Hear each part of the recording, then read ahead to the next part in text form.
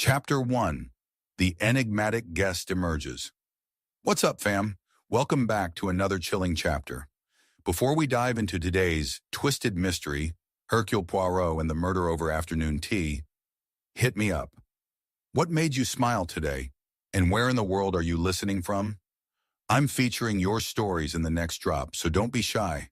Now grab your tea, dim the lights, and get ready. Because nothing in Whispers in the Fog is ever what it seems. The clock struck midnight, reverberating. Through the dark, damp corridors of Ashwood Manor, a foreboding echo that shattered the unnerving stillness of the storm outside. Lightning flashed momentarily, illuminating the walls hung with faded portraits of ancestors, their eyes seemingly alive, judging the living.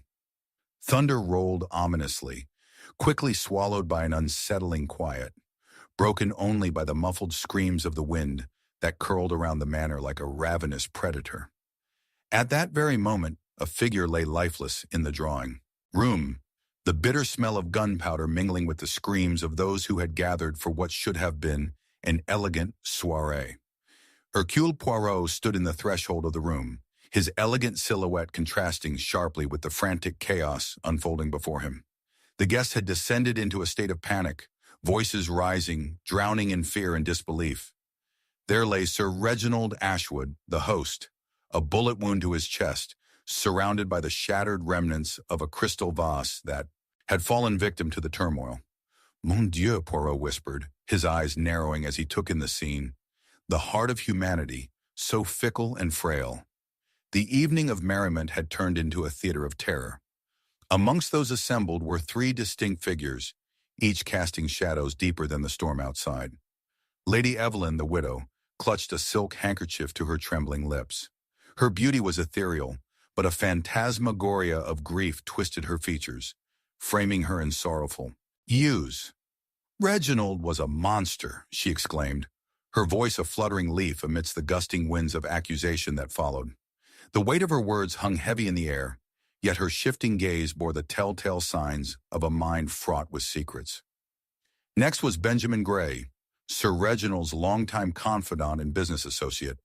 He stood robust but visibly shaken, the cloak of sorrow barely concealing the flickers of resentment that danced in his dark eyes.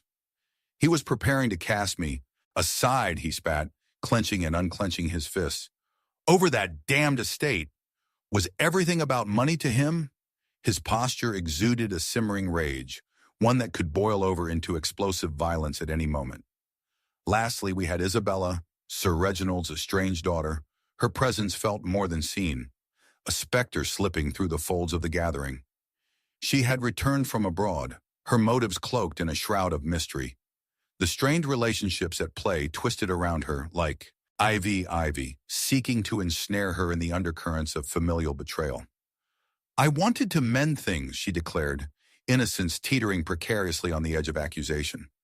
As Poirot absorbed the mounting emotions, he started to weave the diasporic web of human desire and animus. What imperfections lie in the hearts of these souls, he pondered to himself. Each one bore a motive, an inkling of deep-seated resentment redirected towards their host. Yet it was in their eyes, the truths hidden behind, their carefully crafted facades, that Poirot sought illumination. With deducing acumen, he set to work. He dismissed the frantic inquiries of the local constable, who insisted upon jumping to hasty conclusions about the widow's fiery remarks. The peculiarities wrinkled around Poirot's mind like an unsolved riddle. He lingered, observing the flutter of Lady Evelyn's fingers as she absently toyed with a ring, a gesture too genteel, too rehearsed. Meanwhile, Benjamin's jaw tightened at every mention of Sir Reginald's fortune. It was painfully apparent that the thought tugged at him more than he wished to display. As for Isabella, the way her eyes glistened each time her father's name was uttered hinted at unshed tears. But was there something more? Gentlemen, ladies, Poirot finally interjected amidst the teeming whispers, his voice steady and authoritative. We stand on the precipice of a tragedy. Only the truth may provide us with sanctuary. He began his inquiries, each question meticulously crafted to unfurl the tangled skein of deception. The night wore on, and as the tempest howled outside, subtle clues began to coalesce in Poirot's mind. A faint scent of gunpowder lingered on Lady Evelyn's silk scarf, which she had claimed to wear while comforting her husband. "Pray tell, madam, which handkerchief do a lady's tears wash away?" he inquired, observing her reaction keenly.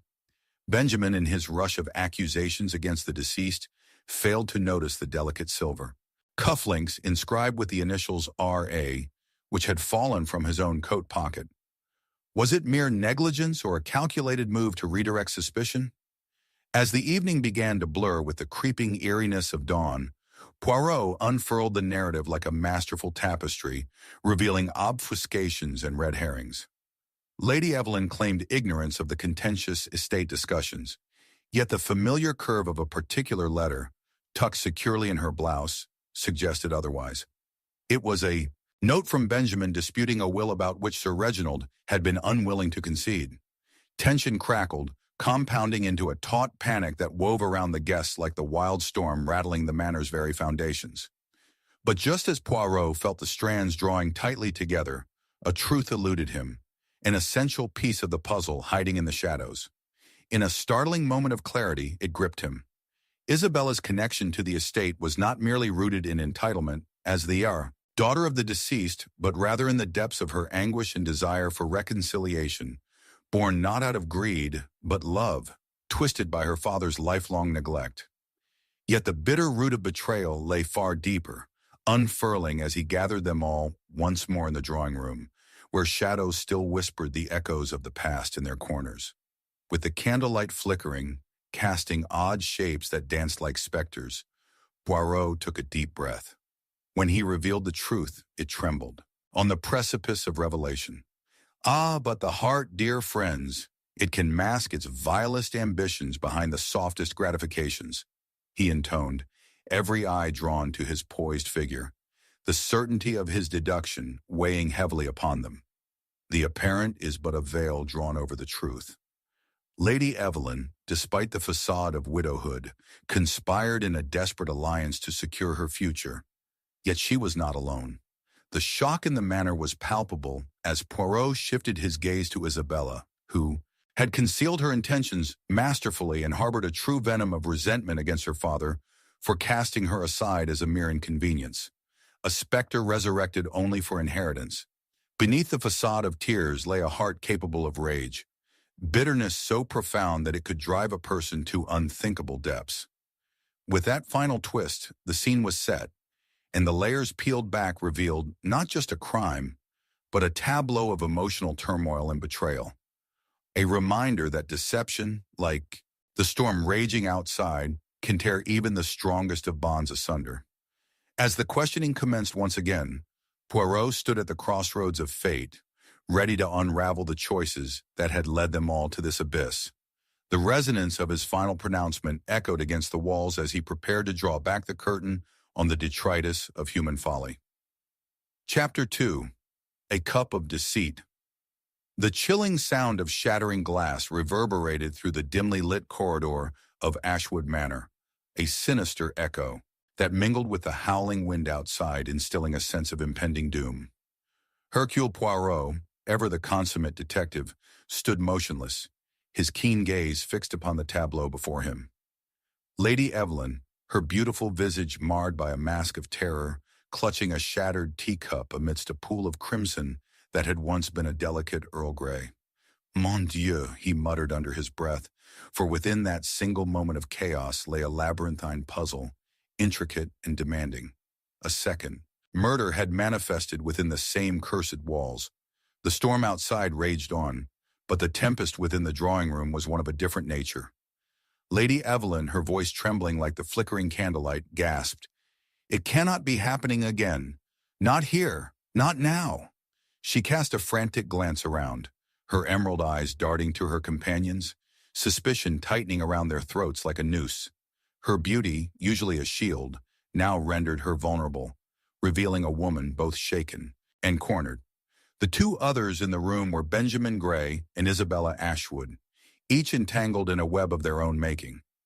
Benjamin, who had swiftly regained his composure, straightened his broad shoulders and spat, "This is a scheme, a ploy to cast suspicion upon the living. We must summon the constable at once." But his hands trembled, revealing a different truth, a man caught between rage and fear.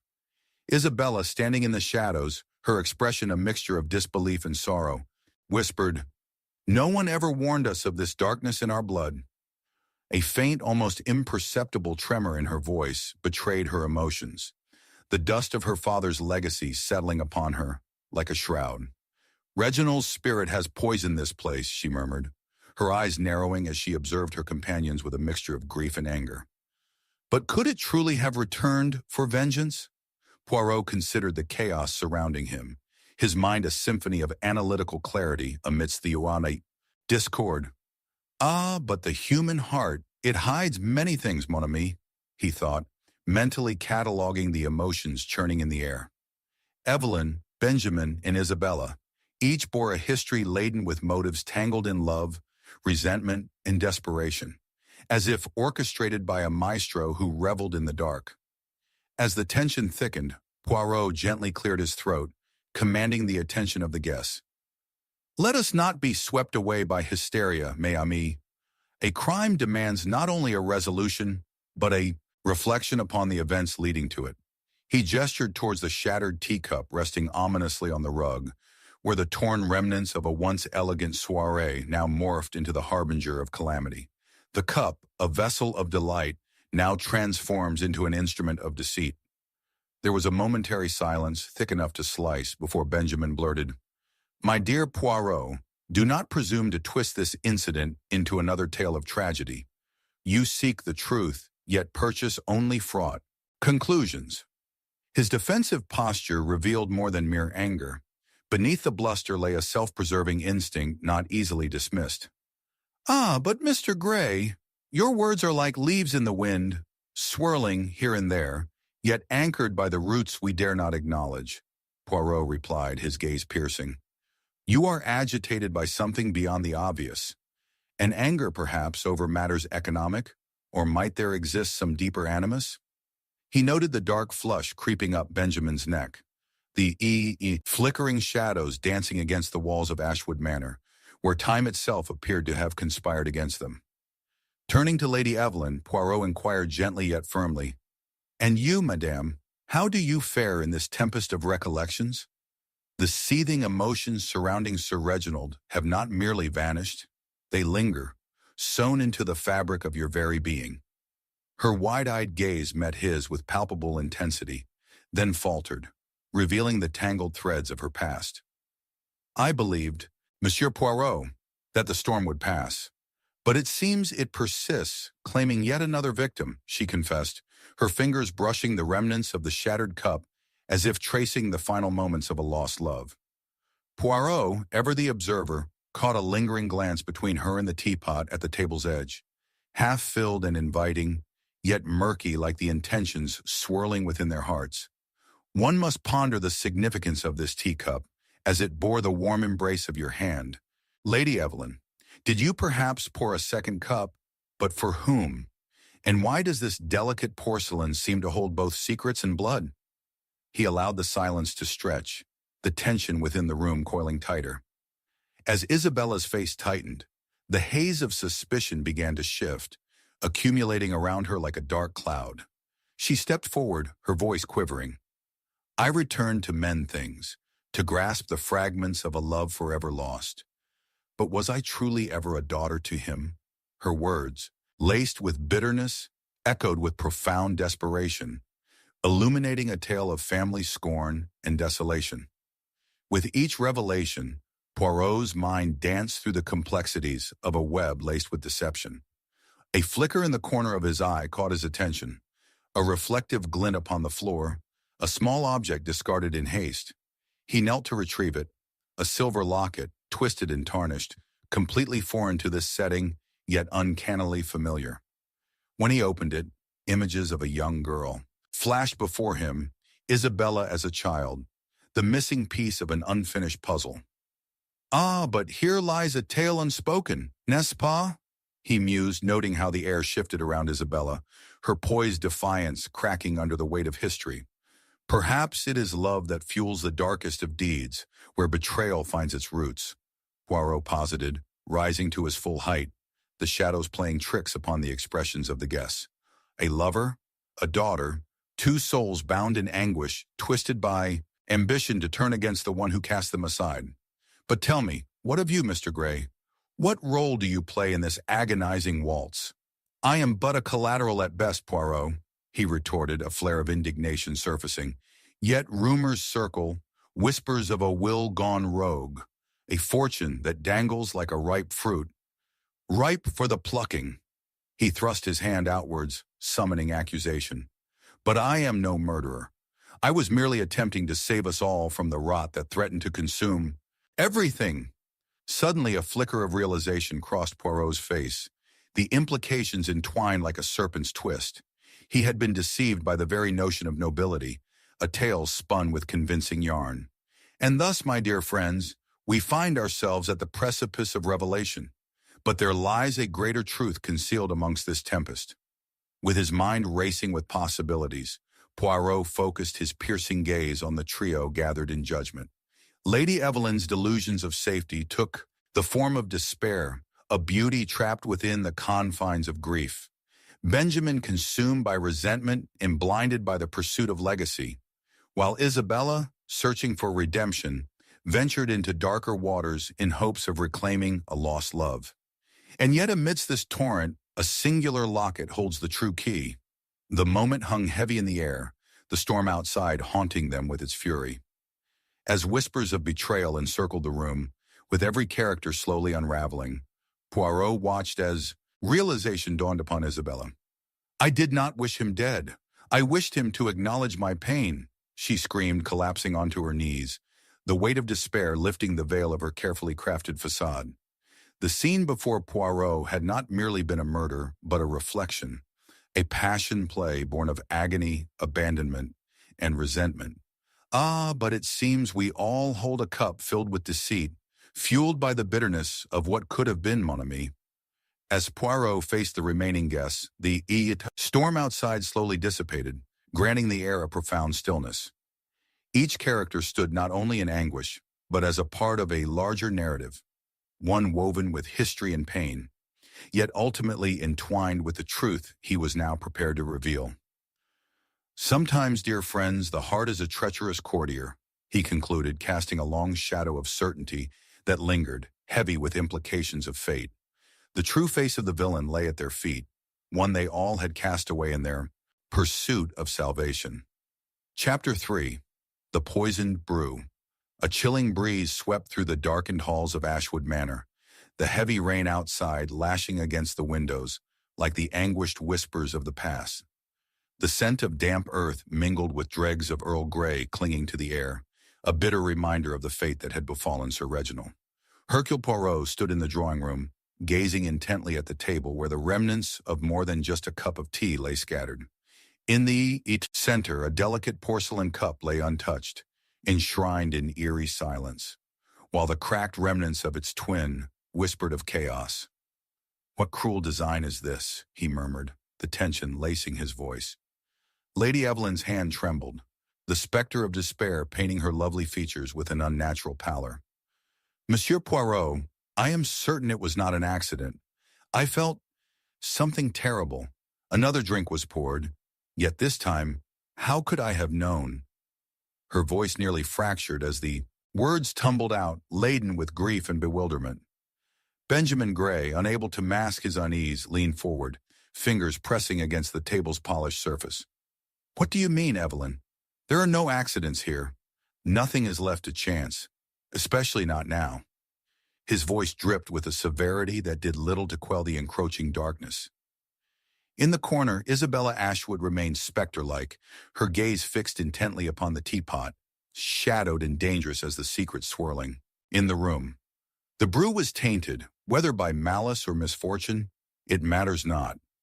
Each of us carries a history that could lead us to dire ends, she intoned softly, her voice reverberating with a haunting finality. Poirot, ever observant, discerned the flicker of tension between them, an unspoken bond etched in sorrow and treachery, held together by shared lineage and bitter resentments. "I fear we are tangled in a web of emotions, mon ami," Poirot interjected smoothly. where trust is but an illusion. Yet it is certainty we require. Thus I shall unravel this mystery, for the heart oft conceals elements known only to the guilty. He turned his piercing gaze upon the assemblage, his brow furrowing as he noted the slight tremor in Lady Evelyn's hand. I must ask, when did the poisoned brew make its unsettling debut? Was there a discussion prior, an exchange of words that may hint at ill intent? As the rain continued its relentless assault outside, Lady Evelyn's face fell under the weight of memories. We spoke, yes, of old wounds and unheeded longings, she confessed, darting her gaze toward Benjamin. It was an attempt to heal, but pain often looms larger than forgiveness. Poirot observed the way shadows danced upon her face, etching lines of desperation that spoke of a woman's heart laid bare. Benjamin, unfurling a false bravado, declared, "This is absurd. We all suffer the plight of grief. Yet to point fingers at one another, that is madness itself. Do you seek to ignite a tempest, Poirot?" The echoes of his voice reverberated through the chamber, casting anxious glances around the room. Poirot's mind whirred like a finely tuned clock, each tick bringing him closer to the truth. But he could sense that a mere distraction loomed in their midst. That madness may yet be our greatest ally, Poirot mused, keenly aware of the emotional caprice enveloping them. He scrutinized Isabella, who bore the visage of a specter trapped amid the living. And you, mademoiselle, what secrets twist in the shadows of your past? Does the name Reginald send shivers down your spine, or is it merely the remnants of family sorrow that guide your steps? I do not desire vengeance, Monsieur Poirot, nor am I tied to this horrifying web, she rebuffed, the flicker of sadness igniting a lingering uncertainty. But the blood that courses through my veins has always been steeped in tragedy. Her voice trailed off, leaving an uneasy silence that yawned between them. Poirot's sharp mind began connecting the dots, but something felt amiss. Acting on instinct, Poirot quietly stepped to the table, lifting the tea kettle. The copper surface gleamed under the flickering candlelight, revealing no signs of contamination. Ah, but what of the brew itself? With that, he reached for a small vial tucked within his waistcoat pocket, a late addition after discovering traces of suspicion earlier. Inspecting the last remnant of tea remaining in the bottom of the pot, Poirot added drops of a chemical solution, watching with bated breath as color swirled, revealing traces of arsenic. Mais non, Lady Evelyn gasped, a tremor accentuated by disbelief. It cannot be. I poured the tea. I am innocent, I swear. The darkening terror in her eyes bore witness to the mounting anxiety in the room. Benjamin stepped back, uneasily raking a hand through his hair. No, this is a plot to divert attention away from the true culprit. You see what turmoil this residence has wrought upon us. You twist words to ensnare me. Before any further accusations could fly, Poirot regarded the room, a discerning stillness enveloping them like an embrace. Monsieur Gray, your act reeks of desperation. Your motivations seem layered, buried beneath the ashes of a fractured legacy, he said pointedly, sensing the tension rising like a storm just out of sight. And yet, dear Isabella, shadows haunt your secrets. Whilst your innocence is apparent, it does not absolve you from complicity. Tell me, did you not once covet this estate? Do you not harbor a sorrow so deep that its depths beckon for revenge? The room, suffused with ambient darkness, echoed with breath held tight as Poirot's words sunk deep. As tension crackled, a new resolve enveloped him. Now, my friends, let us resolve this jangle of treachery and find the root of your pain. They attempted to mask their growing anxieties, but the facade quickly peeled away as the truth emerged through a prism of emotional revelations, hidden hatreds, lost loves, and resentments tangled. The air grew suffocating, and just when Poirot believed he had grasped the essence of the concealed motives, a ghost of recognition drifted through the room. With a flourish that belied the storm outside, Poirot drew the atmosphere taut, calling for attention. Ladies and gentlemen, I believed I had uncovered every shard of this fragmented tale, yet it appears I overlooked one inconspicuous detail that held dominion over every revelation. Isabella, Dear Isabella, through tears disguised as empathy, you longed for acknowledgement, but did you wish him dead? The blood of your forefathers does not merely haunt your being, but it drives the very essence of your desperation. Isabella staggered backward, her countenance shifting abruptly as betrayal seeped into her veins. It was not my intention. I merely wished to confront him, she gasped, losing the composure she had clung to. That wretched Will, he denied me everything. I only sought to reclaim what was taken. This was never meant to be. Poirot's gaze remained steady as shock rippled through the room, the rest of the party reeling as if struck by an invisible force, a moment where past grievances collided fiercely with present despair. Ah, but as I have said, the heart conceals many things, and while vengeance was clouded by grievances, the cup of deceit was not merely an object, it was an irresistible boon that linked you to your sorrow. Biddy, that moment the dam broke, revealing not just betrayal, but a horror that sparked acknowledgement of the strained familial bonds, tangled in an inescapable cycle. The storm outside began to settle, yet inside the drawing room, the tempest of emotions pushed them all toward a precipice of clarity, one carved from fractured love, pain, and resurrection. We linger here amidst the ruin of trust, dear friends, Poirot concluded, casting a solemn glance toward the shattered remnants of their lives. Sometimes the darkest brew is not crafted by mortal hands, but stirred within the bittersweet heart of humanity itself. As the echoes of his sigh lingered in the air, Poirot left them to reflect on their disintegration, leaving no room for loose ends or false assurances. The world outside opened once again, yet within the confines of Ashwood Manor, clarity had been wrought from chaos, a testament to betrayal that comforted none. Chapter 4. Whispers of the Past. The clock echoed through the cavernous halls of Ashwood Manor, each stroke hanging in the heavy air like a specter of doom. In the dim candlelight, shadowy figures flickered on the walls, twisting and contorting into shapes that mirrored the innermost fears lurking within the hearts of those who remained. A sudden crash of thunder reverberated, rattling the very foundations of the old estate, as a figure fell, swift, silent, and lifeless, onto the polished floor, a crimson stain blossoming beneath her. Lady Evelyn lay, there a porcelain doll shattered, a final scream locked in her throat as the darkness swallowed her life. Hercule Poirot stood at the entrance of the drawing room, eyes narrowing as he absorbed the chaotic scene before him. Gasps filled the air, a symphony of shock and horror that reverberated against the walls. He stepped forward with calculated grace, his heart a metronome of calm against the tempest that raged outside. "Mes amis," he spoke, voice steady, "it would appear that the heart of our mystery beats anew. Lady Evelyn has not simply departed, she has been taken from us, a second betrayal born from this terrible night." In the midst of the panic stood Benjamin Gray, his face drained of color, throat working as if grappling with words that failed to escape. "This is madness. There has been enough death this evening. I had nothing to do with this. I was—" His protests were abruptly cut off as Isabella Ashwood, standing nearby, clutched her chest as if the very thought of the tragedy taking another loved one was too much to bear. Isabella's anguish twisted into something darker, her eyes glinting with unshed tears that masked deeper emotions. "How could this happen?" she gasped, confusion entangling her words. "We were all here, together." Poirot's gaze swept the room, keenly noting the small details that eluded the others. The quiver of Lady Evelyn's hands just moments before, and the barely concealed glance of resentment exchanged between Benjamin and Isabella.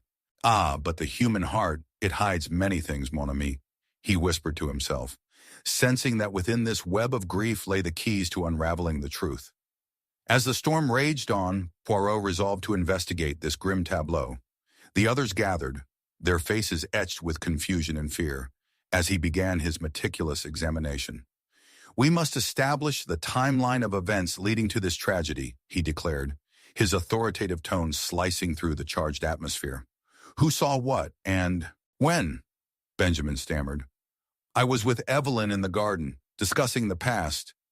She was agitated, and I urged her to take care, I merely returned to fetch a shawl. His words dripped with desperation, yet something lurked beneath, an eagerness to shift blame. Isabella was next, her voice trembling with a mixture of sorrow and indignation. I saw Evelyn entering, but I did not follow. I...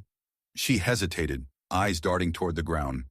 I felt overwhelmed by the weight of our history. Perhaps she wished to confront the pain alone. Poirot scrutinized her, noting the fidget of her fingers, the flicker of vulnerability that betrayed her. Mon ami, he addressed her spiraling fears with a voice like silk. You say you chose solitude in a moment so fraught. Interesting.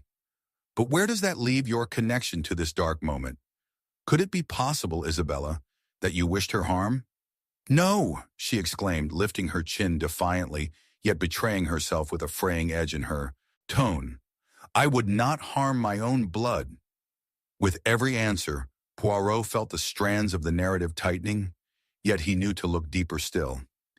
The truth often emerges from shadows, my friends, and I find myself staring into those very shadows now. He mused, pacing the floor while observing the shifting camber of emotions displayed before him. His mind voraciously absorbed the chaos, processing each interaction like an elaborate game of chess. There is something crucial yet unspoken, Poirot thought.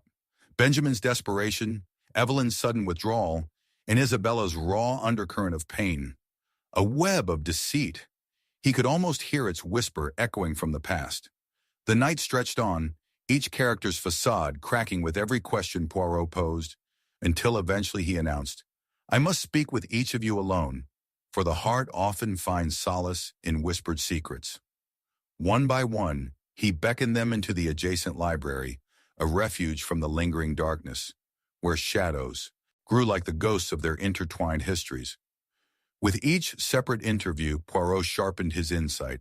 Benjamin, stifling his emotions, recounted past grievances with Evelyn that hinted at deeper wounds masking layers of resentment. Isabella revealed her childhood memories, long buried yet resurfacing, of a loving yet tyrannical father who dictated their fates, alluding to an unspoken desperation, a thirst for freedom that perhaps seeped into darker waters. The final twist came as Poirot confronted Lady Evelyn's closest confidant, a woman last seen just before the tragic turn of events. Where is Margarethe? He queried, the name ringing like a bell clanging in the stillness. A tightening of Benjamin's jaw and a sudden pale strain across Isabella's face confirmed his thoughts. In the drawing room once more, Poirot gathered the trio as the storm outside raged viciously, rain rattling against the windows. The insecurities are laid bare. The past holds dominoes that topple. With each revelation, Lady Evelyn's demise was not a mere function of circumstance. It was a calculated move. Gasps of disbelief filled the air, but Poirot pressed forward. Benjamin, you sought to shield your legacy, worried the estate would crumble under the pressures of familial ties. Isabella, your empathy veiled a longing, not just for acknowledgement, but for the inheritance denied to you. Yet it is not one of you that stands at the center of this tragedy. It is Margarethe. With her belief that she could reclaim the love scattered across a lineage poised to destroy. The finality of Poirot's words struck the room, each character frozen in the reality of their entangled lives. It became clear that while they lived within histories of grief and betrayal, it was Margaret's jealousy, twisted through the years into an unspeakable act that had driven Evelyn to confront her. The revelation hung thick in the air and suffocated. As thunder cracked once more, Poirot turned to the window, the candlelight behind him casting elongated silhouettes that danced ominously upon the walls of Ashwood Manor. Remember, dear friends, the past can be a treacherous companion. It shapes our fate, yet it does not promise salvation. His gaze drifted back to the shattered remnants of their existence, and as the storm finally quelled, he knew that while some bear the pain of their past with vigilance, others choose the path of darkness, forever twisted in disgrace. Ashwood Manor bore witness to this truth, echoing in the halls long after they had departed. Chapter 5. A clue lurks in the shadows. The silence hung thickly in the air as the clock struck midnight, a sonorous chime echoing through the shadows of Ashwood Manor, lending a ghostly cadence to the stillness. Suddenly, from the dim recesses of the library, a shrill scream pierced the tranquility, slashing through the gloom like a knife. Poirot, who had been meticulously examining the chaotic remnants of Lady Evelyn's demise, recoiled briefly at the sound, his heart tuning to the dissonance reverberating within the manor's walls. What new horror awaited them? As he pushed open the heavy wooden door, the anguished visage of Isabella Ashwood came into view, her hands tangled in her hair as her breath came in ragged gasps. Benjamin Gray stood beside her, pallid and shaken, dread casting shadows across his features. It was then that Poirot saw it, a glimmer beneath the desk, nearly veiled by the encroaching darkness. A porcelain figurine, perfect in detail, yet marred by what appeared to be a smudge of crimson along the base. Ah, but what a perilous clue it could be. "Mes amis," Poirot addressed them, his voice crisp and calm, aiming to steady their spiraling fears. "It would appear our investigation has yet to conclude its grim harvest. We must remain vigilant, for in the shadows lie truths best unearthed." He knelt by the figurine, his keen eyes scrutinizing the surrounding area, the very air thick with tension. Indeed, Lady Evelyn's death may not have been the end, but rather the beginning of a buried tale, one that craves illumination. Isabella's voice trembled as she replied, I don't understand, Poirot. We are mourning, and yet there's something darker lurking here, isn't there? Must we uncover more hurt? Her words quivered with an undercurrent of fear that hinted at a deeper awareness she had yet to confront. Poirot considered her for a moment, assessing the fractured emotions stirred within. Hurt, my dear Isabella, is often the prelude to revelation. Your grief casts a shadow over this room, yet it is a sorrow entwined with secrets. Secrets that perhaps you wish to shield from the light. His brows furrowed slightly as his gaze flicked toward Benjamin, whose agitation simmered beneath the surface. But let us turn our attention to the other players in this tragic drama. Who remains unaccounted for? As the storm outside intensified, its howling winds battering against the ancient stone walls, Poirot directed their focus toward Margaret, Lady Evelyn's closest confidant. Where is Margaret? She was not present when the darkness fell, yet it is she who may hold the key that unlocks this labyrinth of despair. Benjamin shifted uneasily, his voice growing anxious. Margaret? She left to tend to a family matter, I am certain. A twitch, barely perceptible, flickered across his features. Poirot noted it. Ah, my dear Benjamin, certainty is often a mask worn by the uncertain. There is an unease that coats your every word. What night takes a friend, yet leaves behind the weight of unbroken silence? Poirot's sharp gaze penetrated the veil of discomfort hanging between them, the tension thickening further. Acting swiftly, Poirot decided to employ the power of solitude. We shall separate for the moment, he declared. Each of you will recount your whereabouts during Lady Evelyn's final moments and your connection to this porcelain fragment. As he spoke, he caught a glimpse of Isabella's tormented expression, a mixture of dread and defiance at the thought of unearthing more pain. With each suspect interviewed, Poirot, piece by piece, unspooled the intricate tapestry encompassing their lives. Benjamin retold an elaborate tale of Evelyn's displeasure regarding the estate's fortune, alluding to a childhood rivalry that festered like an unseen wound. Isabella spoke of her own childhood, one cloaked in the shadows of loss, where a tyrannical father weaponized their family legacy and where Lady Evelyn flaunted her privilege as a living rebuke. However, it was Margaret's absence that tugged at Poirot's intuition, an enigmatic note in an otherwise discordant symphony. When she finally returned, her fatigue was evident, and her gaze darted nervously in their midst.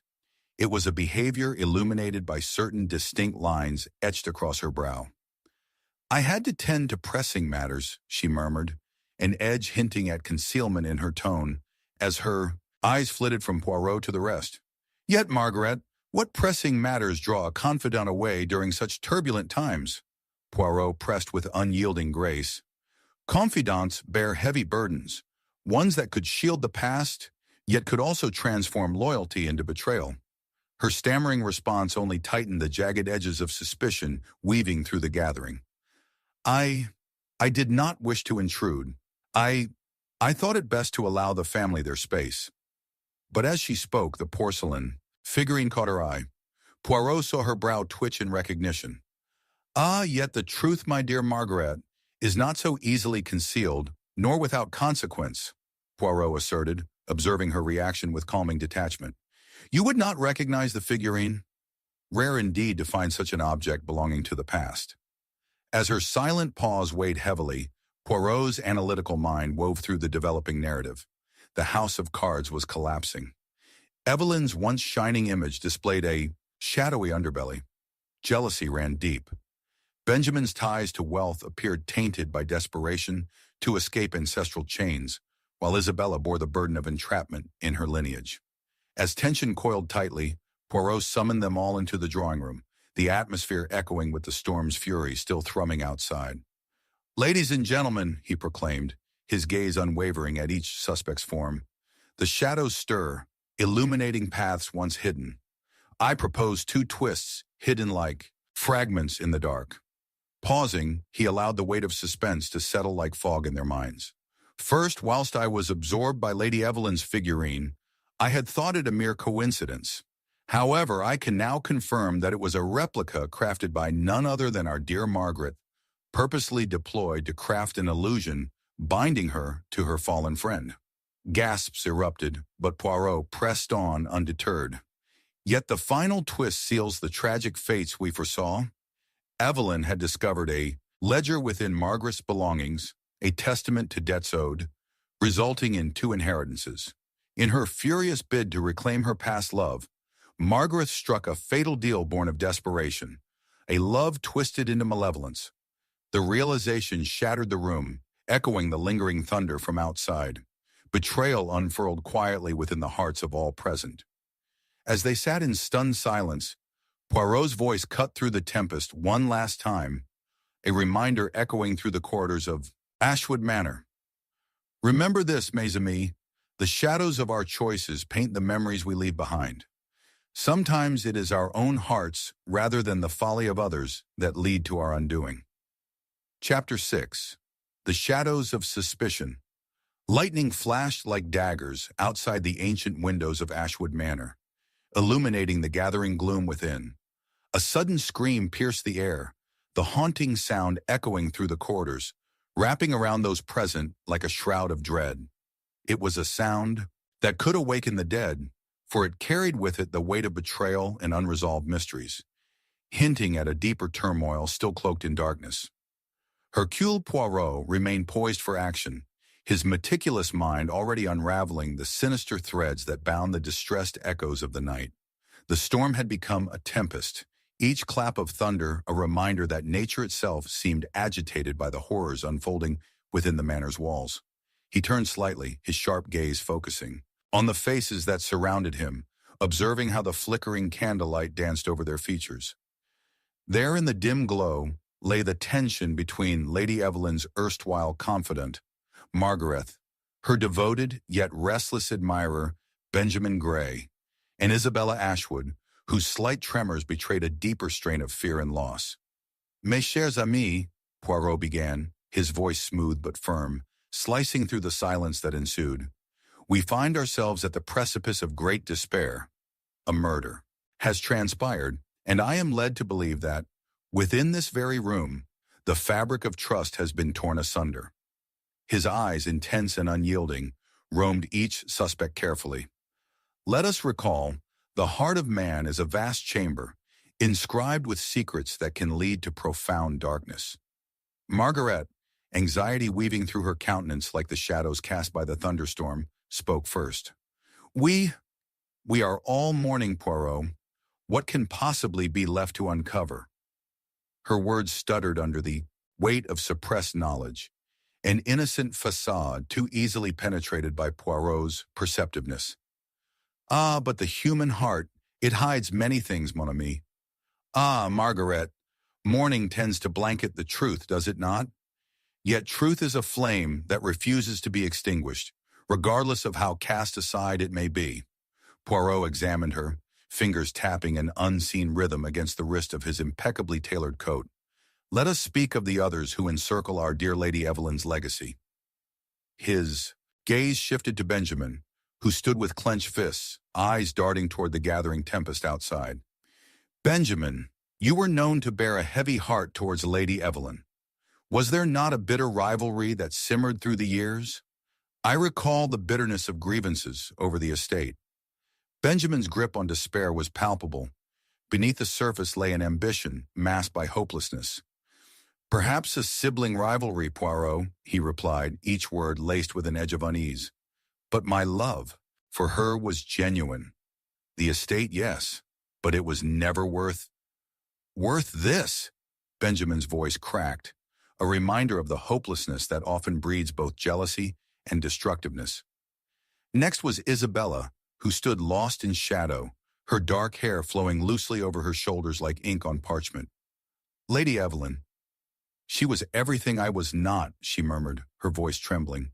"I resented her. She glared and glimmered, while I was the forgotten child, a mere shadow by the hearth." A flicker of pain crossed her face. Envy and admiration intertwined in a dangerous dance. Poirot noted the faded porcelain figurine, positioned like a silent sentinel on the library desk, reflecting candlelight with an ominous sheen. A moment passed, then he bent down, finger tracing the delicate outline, before rising again with an enigmatic smile. "There, dear friends, lies our first revelation, our deadliest sin, envy. Each possesses a shadow that reveals a longing, a desire sprung from rejection." With those words, the atmosphere shifted. The air thickened with tension, each character exchanging furtive glances, a collage of guilt and suspicion clouding their faces. "But why Margaret?" Poirot shifted regally into the calculated role of an inquisitor. "Why did you vacate the manor at such a critical moment, abandoning your charge?" Margaret's cheeks flushed crimson, a slight tremor returning. I was needed elsewhere. Personal matters demanding my attention. I did not wish to intrude," she stammered, her voice faltering, doubtful and filled with trepidation. "Do you really think I could harm her?" "It is not the why, but the how, my dear Margaret," Poirot retorted sharply, his intuition ablaze with newfound suspicion. "Often, we wear our disguises too well. Every detail bears witness to our burdens. Alas, the question remains, who stands to gain from this tragedy?" The deluge outside grew fiercer, rain streaking across the windows, thunder crashing like waves against an unyielding shore. As he studied them, Poirot parsed each word, dissecting their stories and unraveling their masks. Isabella and Benjamin exchanged a silent confederacy, though shattered by their hidden fears. Poirot wondered if their shared history bore deeper lies than mere rivalry, connections designed to protect against the brutality of familial ties, their very identities intertwined within the estate's legend. Each moment, each pulse of time brings us closer to a revelation. Though we must tread lightly, for something stirs within the shadows, he murmured, a statement that ignited their minds further into turmoil. In an unexpected fit of desperation, Benjamin surged forth, his voice breaking. Why can't we let her rest? Is the truth truly worth the suffering we must unearth?" His plea fell upon deaf ears, though, for Poirot had only begun to unravel the network of lies knitting these lives together. Ah, the tendrils of the past writhed like serpents ready to strike. After further investigations, the fleeting movements, concealed glances, and veiled truths, the night climaxed as Poirot gathered them once more, his expression a mixture of profound contemplation and determination. "Ladies and gentlemen, the shadows that haunt us are not mere ghosts, but truths manifest. For beneath each interaction lies a tangled web of betrayal, awaiting revelation." He eyed them closely, allowing the tension to hang before he revealed the astonishing truth. Firstly, this crumbling house of hearts is not built solely on unexpected attachments. "Margaret," he said, pointing, "your absence argues not freedom, but a calculated exit cloaked in deception. You were the last to leave, yet the first to return, a timing too precise to merely be coincidence." Gasps erupted, discord seeping through the room like a vengeful specter. "However," Poirot continued, his voice modulating into a silken whisper. That is but a foundational thread in this tapestry of treachery. The second, revelation lies not in betrayal, but emotional entrapment. The very essence of the past rearing is vengeful head. Isabella and Benjamin shared a look of dawning understanding, a visceral spark igniting a fabric of anguish. You see, dear friends, you all loved her and hated her in equal measure, but it was your fear of losing her that drove the fatal consequences. In seeking to reclaim what was lost, she stepped upon the jagged edges woven with love and duty. Each played a role in this tragic end. As the weight of Poirot's words fell upon their shoulders, all that remained was silence, and the storm raging unabated outside. In those final moments, each heart bore its truth like an exposed wound, bearing lies woven throughout their shared existence. A collective sigh erupted, a reflection of remorse and consequential grief. Remember this, mes amis, each shadow that cloaks our path will forever bear the scars of our choices. Truths revealed hurt in ways we cannot anticipate, but through pain lies the resolution of a cursed lineage. With that, Poirot turned to leave, allowing the remnants of their shattered lives to echo within Ashwood Manor long after he had departed, leaving behind his own shadow as a reminder that every heart carries the power of betrayal, marking the landscape of forgotten realms. Chapter 7. Betrayal at the Table. The heavy silence that enveloped Ashwood Manor was pierced by the sickening sound of a glass shattering against the floor, the sharp notes of breaking crystal resonating through the vast emptiness. The storm outside hurled torrential rain against the windows, while thunder rumbled ominously as if summoning darker forces within. Poirot stood at the edge of the elegantly set dining table, his always composed demeanor momentarily disrupted by the chaos erupting in the room. Lady Evelyn's corpse lay sprawled beneath the table, her form draped delicately yet grotesquely, highlighting a tragedy that unfolded in the midst of feasting and gaiety. In that very moment, the air was thick with betrayal, a palpable tension wrapping itself around each guest like an unsettling shroud. Margaret, the fallible confidant with a penchant for secrecy, stared wide-eyed, her trembling hands clutched to her chest. Benjamin Gray, whose previous bitterness had now morphed into a simpering panic, stammered an incoherent protest. Across from them stood Isabella Ashwood, her features obscured by shadows and despair, yet the flicker in her eyes betrayed a tempest of emotion struggling for release. Poirot took a step closer, his eyes keenly observing the reactions of those present. Mes amis, how tragic it is that our gathering should descend into chaos so swiftly. But we must gather our thoughts. There lies a truth buried beneath the shards of glass and despair. As he spoke, Poirot's mind unspooled like a ball of yarn, each strand laden with potential connections to the desperate truth hiding in plain sight. Tell me, was it common among you to indulge in such violent outbursts of emotion? His gaze flicked between Margaret and Benjamin, and then rested on Isabella, the silence between each character translating their inner turmoil into a shared cacophony of dread. It is my understanding that all of you were exceptionally close to our dear Lady Evelyn. Yet the question remains, what secrets brood over the course of the evening's festivities? Margaret was the first to regain her composure, speaking through gritted teeth. Poirot, you must understand, none of us wished this.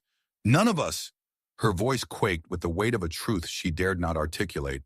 This is not what it seems. Her denial hung in the air like a curse. Poirot watched the desperation in her eyes, analyzing the frantic pulse of hidden emotions. Ah, but the human heart, it hides many things, mon ami, Poirot mused, drawing the others into his web of inquiry. You, Benjamin, had once cherished aspirations of admiration, and yet those feelings appear now to transform into something dark and warped. Pray tell, where were you when the chaos unfolded? His words fell heavily on the young man, who clenched his fist tightly upon the table's edge, his knuckles blanching white as he stuttered and breathed heavily, incapable of formulating a coherent reply. Enough of this, Isabella interjected, her usually measured calm fraying at the edges. For all we know, it was Margaret who... She paused, casting a furtive glance at the grieving confidant who prowled around Evelyn like a vengeful shadow.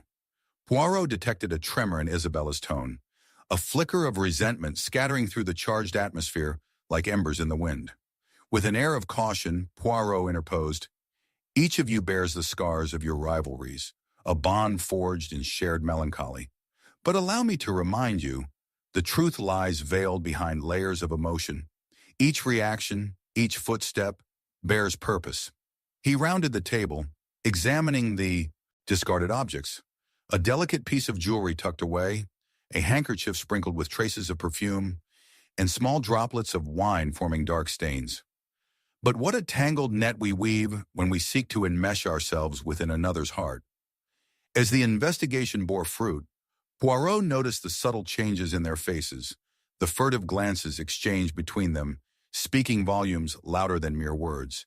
He resolved to return to the moment of the crime, searching for signs of betrayal that may have lingered in the embers of the evening.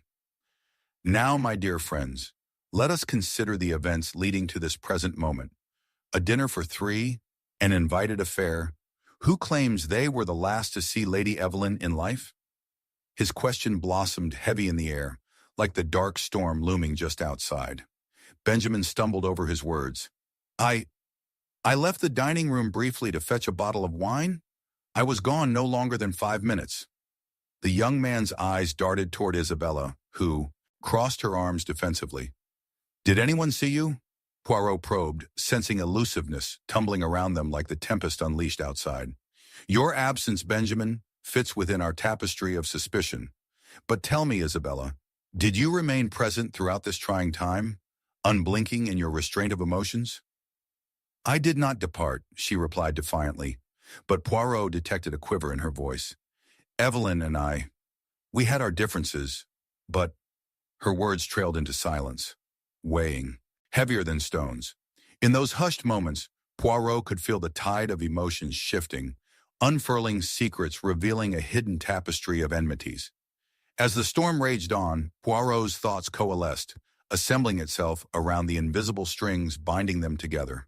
The dance of tension between suspicion and deception unfolded, each character's motivations intertwining, a relentless pursuit of truth seeking cover beneath the layers of ruse. In that crucible of emotion and desperation, a monumental twist turned the tide. Poirot paused momentarily, peering at a seemingly innocuous handkerchief just beneath Lady Evelyn's lifeless figure, recognizing the delicate stitching that bore Isabella's initials. Ah, the red herring, how beautifully it unwraps, he exclaimed, watchfulness returning to each suspect's face. You wish to shield your true self, to protect against those shadows lurking dependently, but you would not be the only one, would you, Margaret? Gasps swept through the room, the atmosphere thickening as Poirot delivered the final twist. The very thing that would betray you, Margaret, was your desperate desire to claim her past for your own. You wished to erase the past, yet failed to see how intertwined your fates had become. By wearing Lady Evelyn's jewelry, or perhaps hoping to conjure her spirit, you placed yourself in the spotlight. The rain outside intensified, echoing the swirling chaos within. He leaned closer, his gaze piercing. You were both, envious and stricken by guilt, attempting to redefine legacy. This emotional tapestry ties you to the crime itself, a dark betrayal born out of love, lost in desperation sought. The characters stood frozen, horror dawning at what the truth unfurled, a betrayal that transcended time and allegiance. As dawn began to break, casting a ghostly light over the shattered pieces of lives entwined, Poirot placed a hand on the table, the once polished surface marred by upheaval. Remember this, my friends, a heart burdened with envy carries the weight of secrets hidden.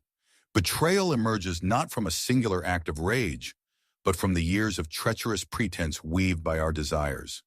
With that, the echoes of their past lingered long after he departed, the haunting reality of their entwined fates now irrevocably revealed. Chapter 8. The Clue from the Past.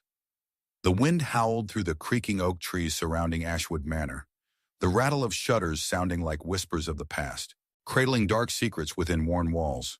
As the clock struck midnight, A thunderclap echoed ominously, shaking the house to its very foundation.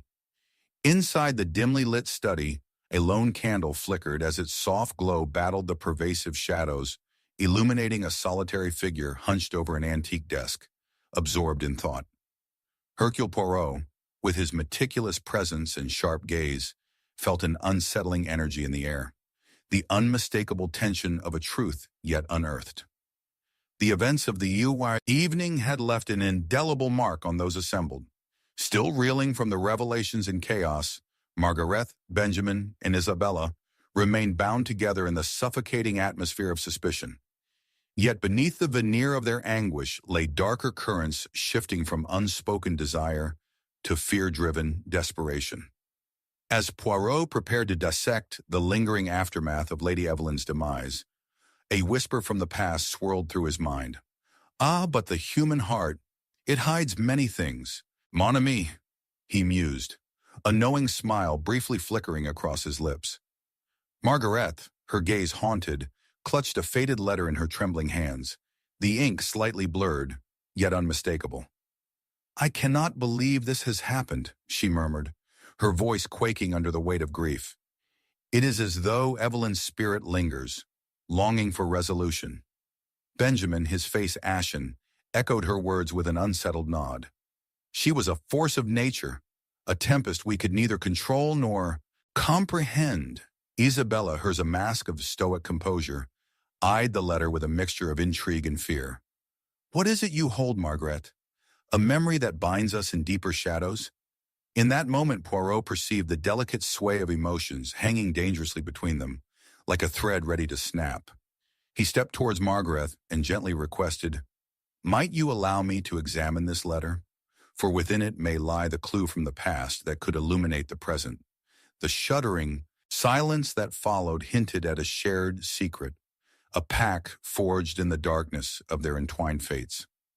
Margaret hesitated, the letter trembling in her grasp, the burden of its words drawing the room into a deeper tangle of intrigue. It is a communication from Evelyn, she finally confessed, her voice barely rising above a whisper. Written weeks before her passing, cryptic in nature. She spoke of a truth she sought to unearth. Poirot observed this exchange with rapt attention, collecting the fragments of tension like a masterful weaver. His keen intellect unraveled subtle hints of untrustworthiness hidden in their muted glances and half-whispered fears, magnifying every heartbeat echoing within the study's four walls. If you do not mind, mes amis, let us together uncover what lies within those inked passages. As Margaret reluctantly handed the letter to Poirot, he delicately unfolded it, allowing the parchment to breathe. The moment the unfolding of paper commenced, a smell of mothballs and antiquity wafted upward, creating a poignant atmosphere steeped in nostalgia. Poirot's eyes danced along the words, feeling their weight, whispers of love lost, betrayal looming, and a promise made under the cover of delicate moonlight. Ah, here is a reference to, Poirot's voice trailed off, his brow furrowing. A locket entwined with the past. It appears the heart of our dear Lady Evelyn harbored a memory familiar to one among us. The clue, it lies within her longing to maintain connections we believe severed. The atmosphere grew taut, every character's breath hitching upon the precipice of realization. No one is ever truly free of their past, are they? He pressed. A traitor to their own hearts, beneath the shadow of the house, emotions pulsed with truth. But as Poirot continued to ponder the implications of the locket, Isabella's expression shifted, a flicker of something deeper igniting in her eyes. What of it, Poirot? It is merely a trinket, an artifact, of a bygone age. To presume it holds any significance is a folly, she retorted a fraction too sharply. Yet that very reaction, Isabella, stirs curiosity.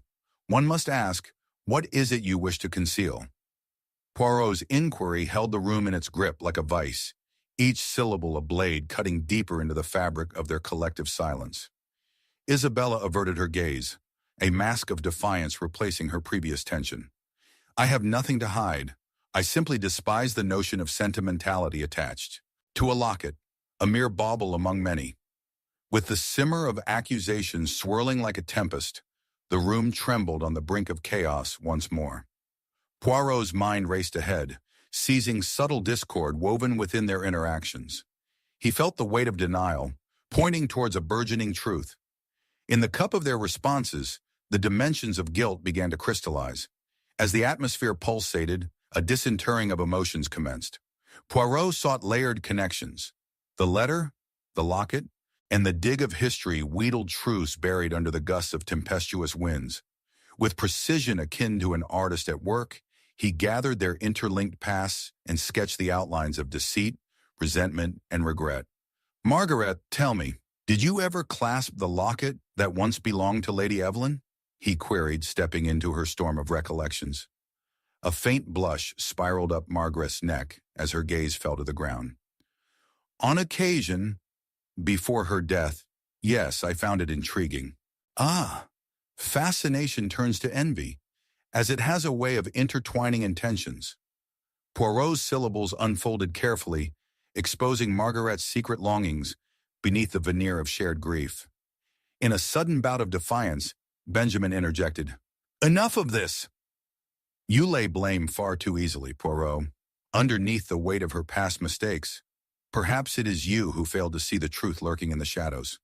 We all carry burdens, some more grievous than a locket lost in the annals of time." The emotional density of the room twisted before Poirot's eyes, shaping nuances of turmoil dancing at the edges of their souls. As Margaret's secret aspirations melded with Isabella's bitter reaction, the turbulence reflected in Benjamin's spurred temper, a microcosm of unresolved history playing once more within Ashwood Manor. Intrigue dripped from every lingering word. In the final moments, Poirot considered one singular truth to his revelations. The locket hidden amid the traces of old love and human frailty had been a ruse, a mere specter. The real key to unlocking destiny lay deeper, inscribed not merely in objects, but in the threads binding their fates, a revelation masked by emotional turmoil, revealing the truth of past betrayals. As dawn teased the horizon with gentle hues of rose and gold, Poirot looked at the three suspects, the weight of their interconnected lives pressing like an anchor. "We are but puppets in the theater of our emotions.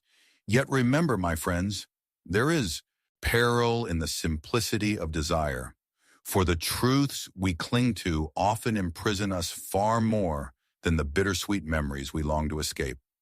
The silence that followed almost echoed the rhythmic creak of the manor itself, each heartbeat bearing witness to the weighty truths finally revealed. Chapter 9. The Confrontation. The storm raged outside Ashwood Manor, its fierce winds howling like the anguished cries of the souls trapped within. Heavy rain lashed against the windows, each drop a whispered secret from the shadows. In the dimly lit study, where the flickering candlelight cast eerie shadows, Hercule Poirot stood poised like an artist before an unfinished canvas, ready to unveil the hidden truths that lingered within the folds of fate. Those gathered within the room, Margaret, Benjamin, and Isabella, were acutely aware that tonight marked the culmination of their intertwined destinies, where the heavy air brimmed with unspoken fears and dark retribution. "Mon Dieu, what a tempest we have outside," Poirot remarked, his voice an anchor of calm amidst the brewing chaos. "But does it not pale in comparison to the storm of emotions swirling within this very room?" He turned his sharp gaze upon the trio, his insight piercing through their fragile facades. They stood before him like marionettes caught in a web of deceit, each harboring their own tangled secrets, yet bound by a common thread of betrayal stemming from the chilling aftermath of Lady Evelyn's demise. Margaret, her eyes glistening with suppressed tears, clutched the faded letter as if it were a talisman against the looming specter of guilt. "It was never meant to come to this, Poirot," she whispered, her breath hitching. "Evelyn was my sister. I only wish to protect her legacy." Her voice trembled as shadows stretched across her face, twisting the features into an unsettling mask of desperation. Yet beneath her apparent innocence lay a festering jealousy. Driven by envy of her sister's beauty and spirit, Margaret navigated a dark path, one punctuated by half-truths and veiled intentions. Benjamin, stepping into the flickering light, seemed a storm of his own making. Tall and cloaked in an air of arrogance, he responded with a defensive air. "You might accuse us all, Poirot, but I will not sit idle while you tarnish my name with insinuations. I was but a friend to Evelyn, and yet I feel the weight of her loss most profoundly." His dark eyes narrowed, revealing a shard of fear. Could guilt truly turn a friend into a foe? Hidden beneath that assertive demeanor, perhaps he had more than mere friendship tangled in his emotions, echoing the chilling volatility of his relationships. Isabella, who had maintained a facade of stoicism, now found herself caught in the crossfire of accusations. Her brow furrowed in contemplation, revealing the churning emotions just beneath the surface. "You think I cannot remain detached, Poirot?" she retorted sharply, her voice laced with irritation. "Evelyn was nothing more than a passing chapter in my life." But Poirot observed the subtle twitch of her lips, the way her fingers brushed against the ornamental locket she wore beneath her blouse, an emblem of sentiment she could not wholly deny. As the tension hung palpably in the air, Poirot, with unmatched clarity, noted how each reply bore the weight of something unsaid. "Ah, but the human heart, it hides many things, mon ami," Poirot interjected thoughtfully, allowing the thunder outside to punctuate his assertion. "And perhaps the truth lies laced in the intricacies of a heart disguised." As he spoke, Poirot stepped toward the large mahogany table, his eyes flitting over the scattered remnants of Lady Evelyn's life. A glass half empty, a discarded handkerchief, abandoned as if its owner had forsaken all pretense of propriety. Each artifact became a piece of fabric in the tapestry of truth he was steadily weaving. The atmosphere thickened, a veritable tension hanging heavy like the storm clouds above. Poirot, aware that the heart of the matter lay nestled within the exchanges now taking place, began to weave a thread of conversation, gently probing and teasing out sanctuaries of knowledge. "Margaret, tell me of the last time you spoke to Evelyn. This letter hints at a revelation she carried upon her heart." Margaret shifted uncomfortably, her posture betraying a secret she was loath to divulge. "It was—" She hesitated, biting her lip. "It was the night of her last gala. She mentioned seeking something from her past, something lost." "Ah, there it is! That yearning for buried memories," Poirot exclaimed, his excitement evident. "And what, dear friends, could be lurking in the shadows of memory? A forgotten love? A truth unspoken?" His eyes swept over each figure, questioning the silence that ensued. "Isabella, you were present that evening. Did you perceive any disquiet in Evelyn's demeanor?" "Only that she seemed distracted," Isabella replied. But as she spoke, the facade momentarily cracked, revealing the gnawing anxiety behind her smirk. "One must expect her to grapple with the turbulence of her own heart, Poirot. She had tangled affairs, as all of us do." "Interesting," Poirot interjected, his brow knitting together in contemplation. "We must delve deeper into this past then. The heartstrings will eventually unravel what lies beneath," he murmured, lost in thought. The night wore on, the crescendo of rain against the windows now matching the heightened emotions erupting within the study. Poirot had them dance on the edge of revelation, yet through this intricate ballet of human frailty, the storm outside suddenly quieted, as if the universe held its breath. A heavy stillness hung in the air, a moment of reckoning. His piercing gaze rejoined their gaze, intent and determined. "I possess a theory, my friends, but it is yet unproven. The events of that night harbored not only sorrow, but an ember of deceit amid your relationships. An ember that might have ignited chaos." He gestured emphatically, his conviction unwavering. "I sense it in your glances. Your lies born in the aftermath of love lost." As they each reflected on their shared history, Poirot suddenly turned his attention to Margaret again, and an unforeseen spark ignited in her eyes. "Your desire to shield Lady Evelyn's legacy, Margaret, took on a far sinister form. Could it be that you ventured to silence those you feared might expose the blemishes upon her memory?" The truth lingered, though it had yet to materialize. "That is preposterous," Margaret spat, her defiance a mixture of pain and conviction. But Poirot remained unfazed. "You wish to protect her legacy at what cost, Margaret? Did you stand in the shadows that night, hoping to erase that which you both coveted and despised? With each probing question, Poirot pushed them further into introspection, carefully observing the way their facades began to fray. Just then, the second twist. Unfurled, Isabella's expression darkened, her defenses crumbling as she revealed a piece long hidden. You speak of shadows, Poirot, but they are profound and layered. I sought only to protect what was rightfully mine. The locket? It was a token of our shared past, yet one I would never claim if it meant sacrificing Evelyn. The revelation ricocheted through the room as Poirot's eyes widened momentarily. You sought to erase her memory so that you could claim that which belonged to you. He murmured, the pieces suddenly aligning, only to be disrupted by Benjamin's impassioned boast. You lack insight, Poirot. We are but a mirror of deceit, all of us, fools wrestling with our frailties. His voice thundered, accentuated by the soft whispers of the dying storm outside. I once loved Lady Evelyn, I admit it, plagued by the demons of my own actions, as I desperately sought her approval. Then it happened, the final twist. As the emotional dam broke, Margaret's voice, fragile yet unwavering, sliced through the tension. You think your shared secrets will shield you from the truth, Benjamin? You believe I would sacrifice Evelyn's spirit? It is you who brought upon her demise. Your jealousy darkened the path of our lives. The room shuddered, and in that poetic reckoning, Poirot prevented their voices from rising to chaos, weaving silence with his hands. All must bear the weight of honesty, dear friends, he intoned softly, his presence commanding the energy away from despair. A heart burdened with envy carries forth secrets more potent, and it is here we uncover the price we pay for love lost. In that visceral moment, despite their failure to comprehend its magnitude, Poirot softly cornered them into vulnerability, an irrevocable embrace of their shared tragedies.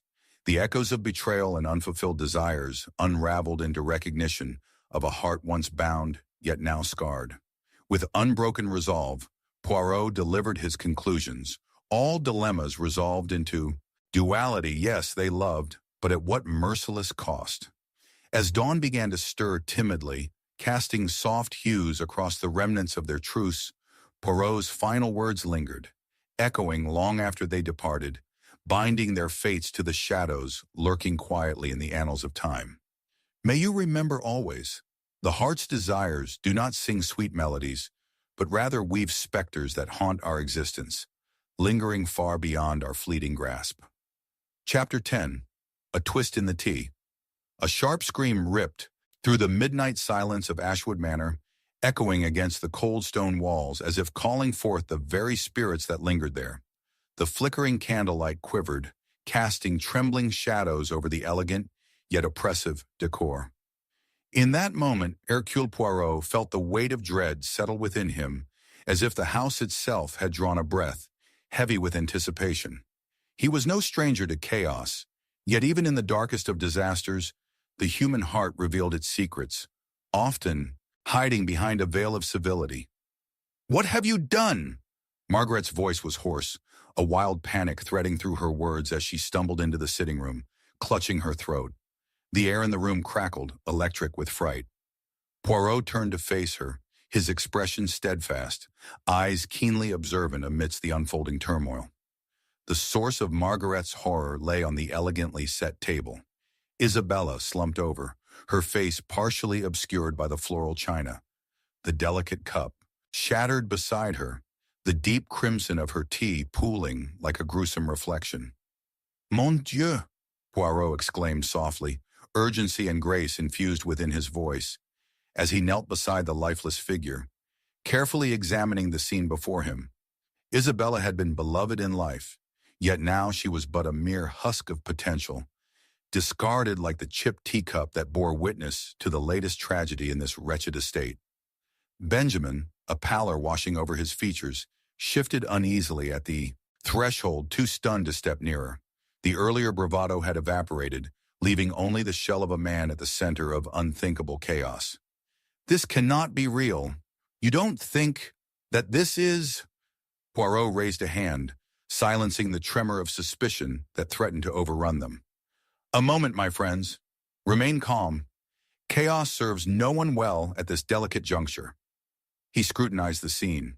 The overturned cup, the handkerchief hastily tossed aside, the lingering scent of chamomile, mingled with something darker. A riddle lay before him, complex in its simplicity, mirroring the intricate dance of their lives. But the heart, he knew, could harbor unspeakable secrets. As Benjamin silently wandered deeper into the room, Poirot turned to Margaret, searching the depths of her eyes where he suspected turmoil brewed beneath the surface. Tell me, Margaret, did you sense any disquiet in Isabella's demeanor prior to this fateful evening? His words hung in the air, the quiet ticking of an unseen clock beckoning for answers. Margaret stammered, glancing nervously at the prone figure. There were whispers. At the gala she mentioned a haunting memory, perhaps someone she wished to confront. I thought it a silly fancy. Ah, but the human heart, it hides many things, mon ami, Poirot murmured as he recalled the previous night's revelations, while observing Isabella's lifeless form. And perhaps hidden truths spin a larger tapestry than first perceived. Benjamin, from the shadows of uncertainty, interjected with disdain. Are you suggesting that this is our doing? That we are responsible for this? His voice quivered, the edge of desperation creeping in. Do you not see? None of us wished for this. She was a mere victim of fate. The storm outside surged again, wind howling as though it carried the grief of the betrayed. Poirot's mind raced with the implications of Benjamin's outburst. Was it true? Had Isabella's demise unearthed buried? Grudges, silent betrayals masked beneath the lotus feet of this shared legacy? The heartache felt overwhelming, constricting, and Poirot could sense the tension inching dangerously toward outright chaos. In the uneasy atmosphere that befell the room, Poirot began his meticulous examination of Isabella's surroundings. A glint caught his eye. Beneath the table, an ornate locket lay half buried in shards of porcelain. He picked it up, recognizing it as the one Isabella had worn often, a cherished keepsake filled with mysterious significance. This, too, is a piece of the puzzle. Who, I wonder, had known of this? What did it hold? Perhaps a past best left undisturbed, Margaret said boldly, her voice laced with steel. Isabella often spoke of her late mother. Perhaps it bore the weight of unforgotten sorrow. Or something deeper, Poirot countered, a blend of dogged conviction and intuition guiding him. Isabella's affairs were perhaps fraught with deeper desires. Were there hidden romances or grievances at play? One can easily surmise that emotional entanglements often linger, even after death. With that, Poirot turned his penetrating gaze upon Benjamin, who had conveniently remained distant from the table. And you, dear Benjamin, what was it you wished to gain from this delicate web? I wished for no such thing, he spat, the heat of accusation igniting his stance. You think I would do something so cowardly? I cared for her. Cared indeed, but love sometimes spirals into envy, does it not? Poirot replied, paring away the layers of Benjamin's facade. Think carefully before you tread upon paths of deception. Truth has a way of surfacing amidst chaos. With each person unraveling under Poirot's inquiries, questions danced in the air, and soon it became evident that the ripple effects of their past were far from insubstantial. Moments hung suspended, filled with tension as they began to question their interconnected destinies anew. Margaret, Poirot directed sternly, might the shadows of your jealousy cast a pall not just upon Lady Evelyn before, but now Isabella as well? What unspeakable insinuation! I loved Evelyn, but it is clear she was the source of our discord. He halted her, eyes sparkling with the fever of insight. You hide your envy well, but it bleeds into the present. For amidst longing lies resentment, perhaps a spark igniting something dark. Was there a secret you contemplated guarding?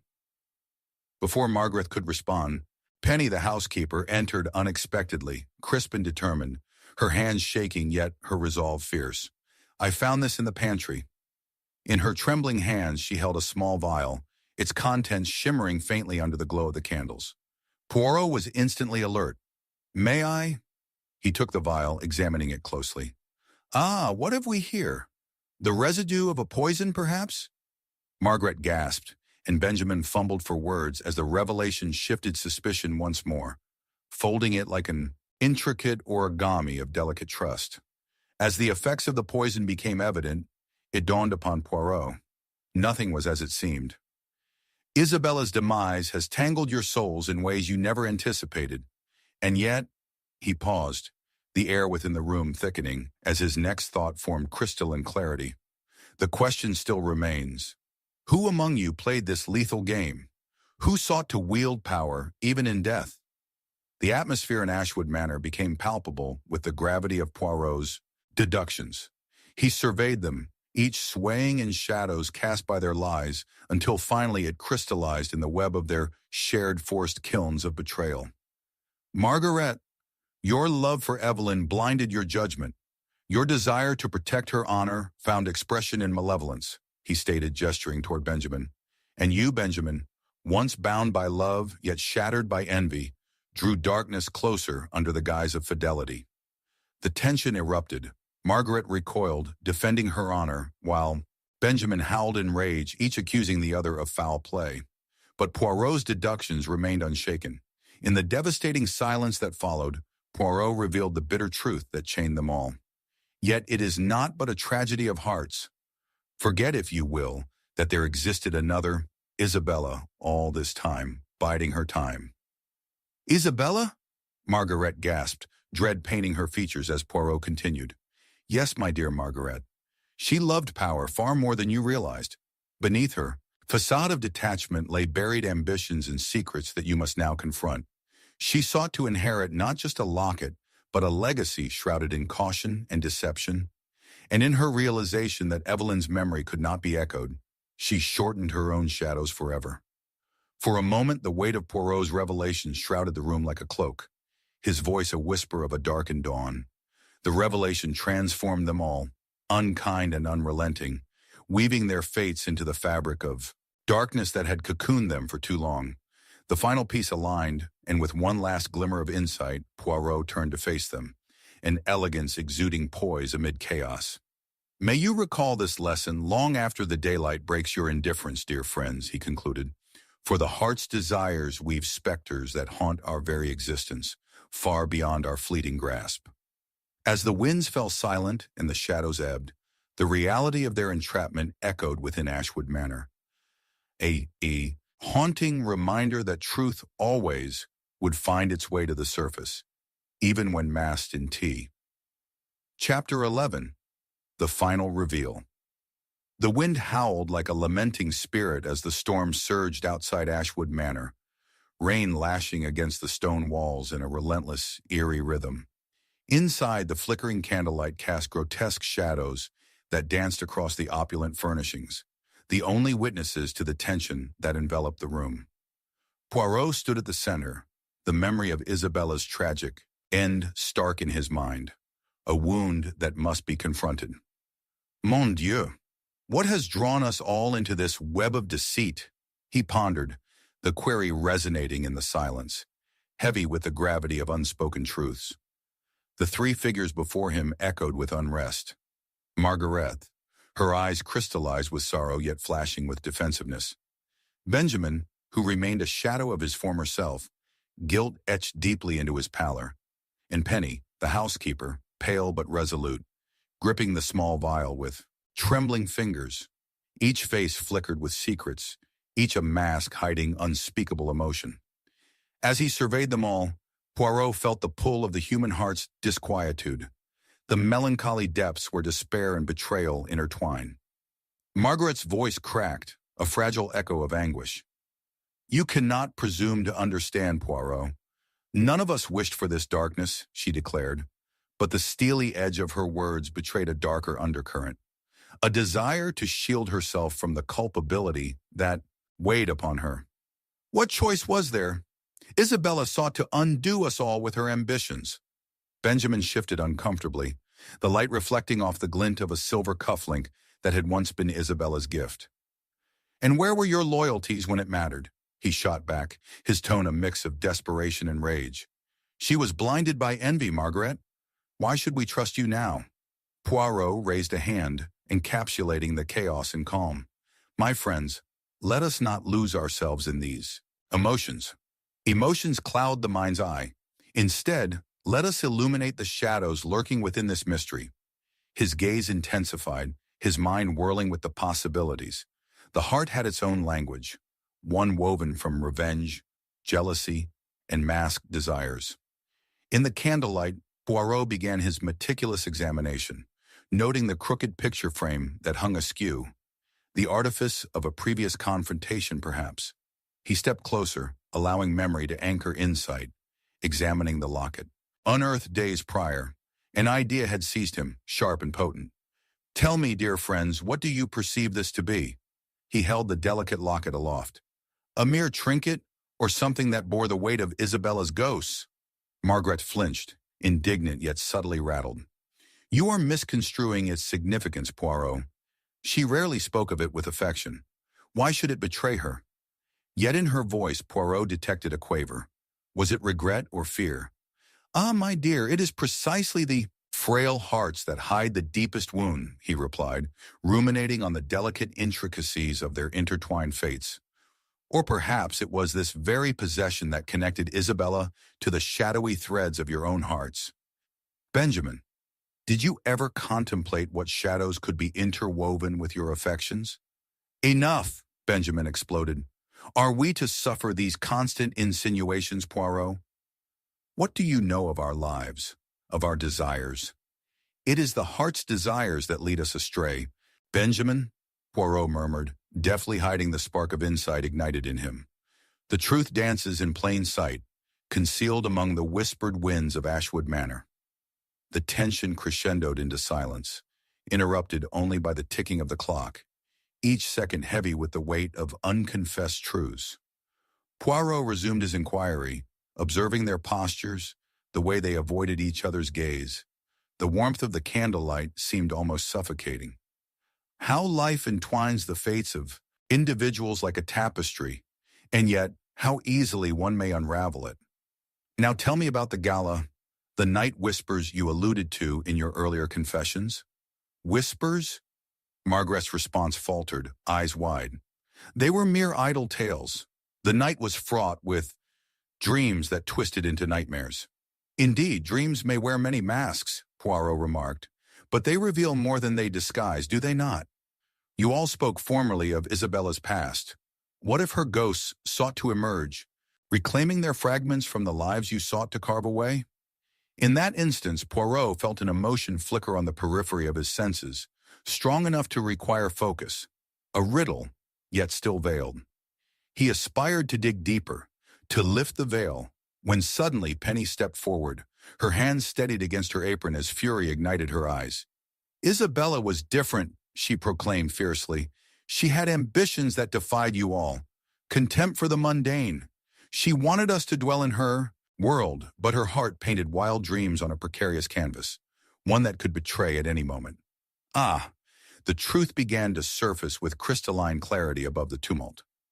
Do you suspect this underscored animosity became fatality, Penny? What of your connection to the locket? Penny's composure wavered, and in that fleeting moment of vulnerability, Poirot seized the opportunity. Was it not you who feared Isabella's growth eclipsed even your own? No, she gasped. I adored her. Perhaps. Then the love was marred in fault with suspicion and jealousy, Poirot declared, redirecting attention to Margaret and Benjamin. Were you both not tethered by the gravity of her aspirations as well? And if caretaker to the ambitions of your heart, who might devise a plan, however sinister, to eradicate such opposition? Margaret's face hardened, her lips a thin line as she glared at Poirot, emotions twisting and gnashing against her countenance. You dare insinuate I could bear such intent? But the tension hung thick in the air, and in the interplay of expressions, Poirot felt the final pieces clicking into place. He took a breath, composing himself for the grand reveal. Yet, my friends, I believe we have danced a cunning step thrice over. I have overlooked a most subtle yet grotesque detail that clouds this tableau. You, Margaret, have adored Evelyn, whose legacy Isabella sought to usurp. Gasps echoed as he proclaimed the forbidden truth that lingered like a specter in the room. The candlelight flickered wildly in response to the seismic shift. Another twist resides, however, Poirot continued, his voice calm amidst the chaos. It is not envy, but ambition that chains us to our deepest pain. Isabella took from you, dear Margaret, the figure you sought to honor, and in turn, you felt your admiration magnified into insatiable jealousy. Yet it is not merely you who tread upon the fragile tapestry. Your love for Evelyn fled from Isabella, yet birthed desire within her. No, Margaret whispered, backing away, the fallacy of her convictions shattering like glass. Isabella was merely a pawn, but one empowered with shards of concealed ambition. Observe how cleverly the heart plays fool. Poirot's eyes glimmered as clarity hardened into a dramatic pulse. Push too far, and she may bite back. A revelation unfurls. Isabella, once a figure of gentle graces, willingly traversed the domain of despair. In the dark stillness of the room, Poirot revealed the ultimate truth. Isabella sought to reshape her destiny, miscalculated her adversaries, and now we find ourselves stranded amid the aftermath.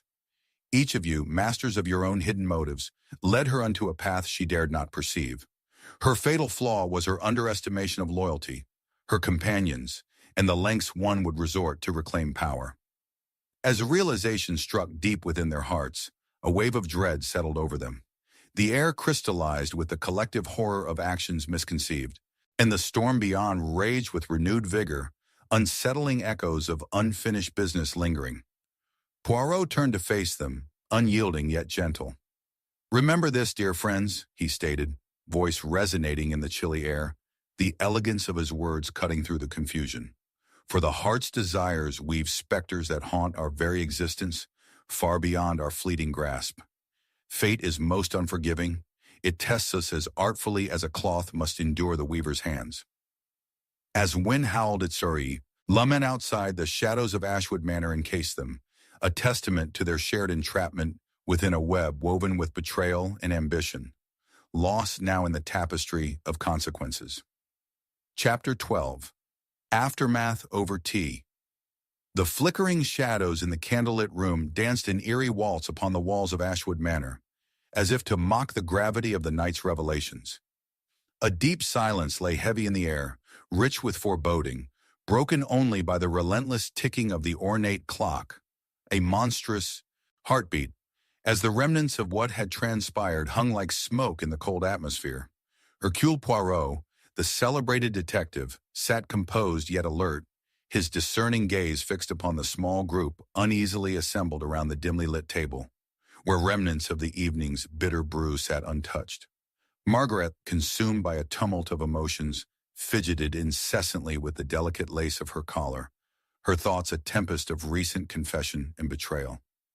Benjamin, a taut figure, his icy demeanor perhaps concealing something more tempestuous within, struggled against the weight of guilt now etched into the very fabric of his being.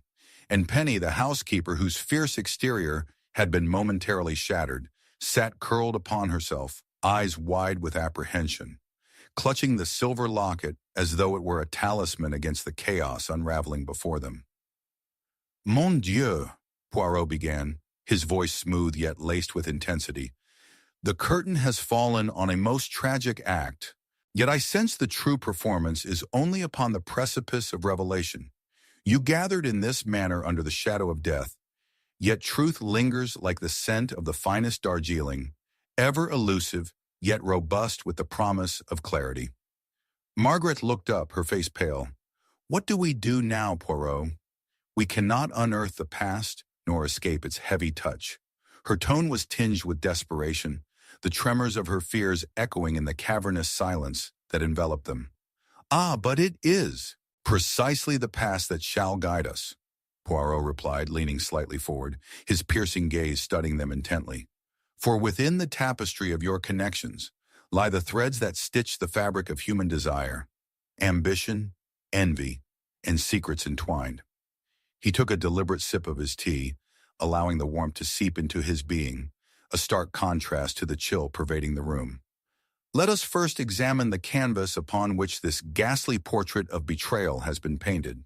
Poirot, suggested, each word meticulously chosen, his thoughts racing to unearth what lay beneath the surface. You each bore witness to Isabella's ambition, yet in contrast, you, dear Margaret, he gestured gracefully toward her, held a profound admiration for her, one that may have festered into something darker. Tell me, did you not wish to see her falter, or perhaps even meet her end? Margaret recoiled, her eyes flashing with indignation. How dare you? I was her closest confidant, her friend. Yet Poirot noted the quaver in her voice, the subtle undertone of self-defense, as though her emotions were at war within her. Benjamin interjected, his voice laced with venomous reproach. You speak of friendship, Margaret? The very act that binds you could easily become the noose that strangles a rival. The tension thickened, their shifting alliances swirling uncomfortably, rotating like the winds outside, tempestuous and fierce. Indeed, Poirot replied evenly, it is envy that colors affections, dear Benjamin, and you yourself hid beneath layers of guilt. Can I not sense it, lurking like a specter behind your eyes? He drew back slightly, watching the way Benjamin clenched his fists, the knuckles whitening. What if it was not Margaret who bore the dagger, but you who thrust it upon your rival in a moment of folly? Several moments of silence passed, punctuated only by the clock's unyielding cadence. Poirot turned his gaze to Penny, whose dark brows knitted tightly, together lips pressed in tension. And you, Penny, what truth do you harbor? You cared for Isabella, yet your connection to the locket hints at an alternative narrative, a rivalry perhaps, masked as devotion? Penny's breathing sped up, confusion etching deeper lines of worry upon her brow. I merely wished to protect her. She was an artist, dreaming bigger than the world around her. How could you accuse me of anything? She retorted. Yet Poirot perceived the fissures of her truth, the contradiction evident in her tone. Her loyalty was passionate but tinged with resentment, an unfortunate cocktail of emotions that betrayed her intentions. Each of you resides in the shadows, my friends, Poirot declared with an air of calm authority. Yet shadows do shift, revealing different shapes with mere flickers of light. What is the design of your conspiracy, I wonder? For surely it is a conspiracy that whirls within these walls, nourished by ambition and darkened by mistrust. February atmosphere thickened as Poirot's piercing questions sliced through the tension like a knife.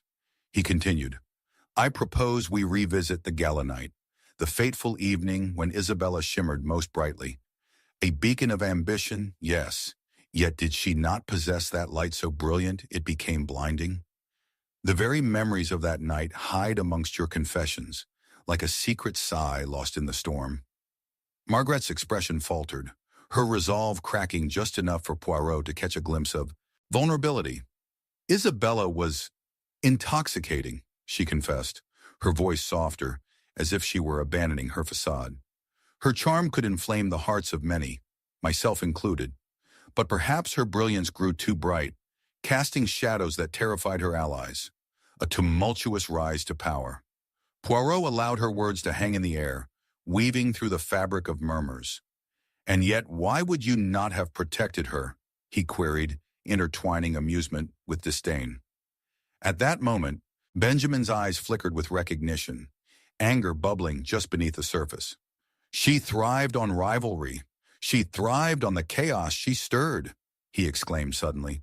You thought she would flourish alone? In truth, she wanted us to fight for her, to elevate her to even greater heights. Yet I cannot help but wonder whether we were more than mere observers. Perhaps we were the unintentional architects of our own doom. Another silence followed, punctuated by the relentless drumming of the rain against the windows. Poirot, however, had caught the subtle clues, the whispers of intent hidden within their frantic revelations. The puzzle of their interactions had begun to align, revealing a design he could scarcely articulate, yet clearly perceived. A grand betrayal rooted at the heart of their once pure aspirations. Ah, my dear friends, Poirot glided his gaze over the assemblage, taking in their collective anguish. But we have yet to peel back the final layers. Here, in the aftermath of death, the truth shall be more chilling yet. It was at that moment the atmosphere cracked, a sudden tension spiraling into a storm of whispered confessions. The room pulsated with a haunting dread, the very shadows reflecting their struggle. A mix of guilt and ambition, of treachery concealed beneath a veil of civility. Poirot leaned back, observing them intently. Underneath the surface of your wounds, resentments fester. A betrayal resides among the ruins of adoration. Perhaps the greatest sorrow lies not in what you did, but in what you could have become, the shattering of your own reflections in Isabella's demise. As he spoke, a shiver affected the air, as if the very walls of Ashwood Manor grasped at the gravity of their tangled emotions, tightening around them, choking out any light that remained. The candles flickered wildly, mirroring their erratic breaths, as Poirot now delivered them a final gift, one shaped by despair.